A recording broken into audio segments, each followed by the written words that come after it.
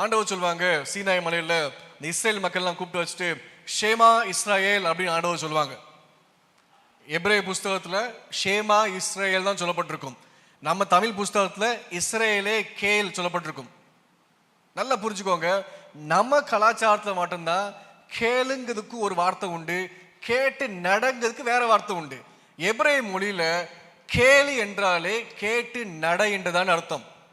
அப்போ கடவுள் வந்து ஒரு மனுஷனை வந்து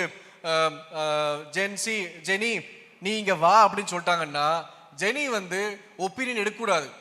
நான் வந்து வரலாமா போலாமா இருக்கலாமா கிடையாது. அவர் கீழ்ப்படி இருந்தனா அடுத்த நிமிஷம் அந்த காது அந்த பொண்ணு கேட்ட அடுத்த நிமிஷம் அந்த பொண்ணு ஓடி போகணும் முதல்ல. அப்ப இதுதான் தேவன் ஆண்டவர் சொல்றாங்க நிறைய இடத்துல, என் ஜனம் என் சபையே கேளுங்கும் போது கேட்டுட்டு நாளைக்கு பண்றேன், இன்னைக்கு பண்றேன், அடுத்த வருஷம் பண்றேன், எந்த ஒப்பீனியனும் கிடையாது. நான் கேட்டு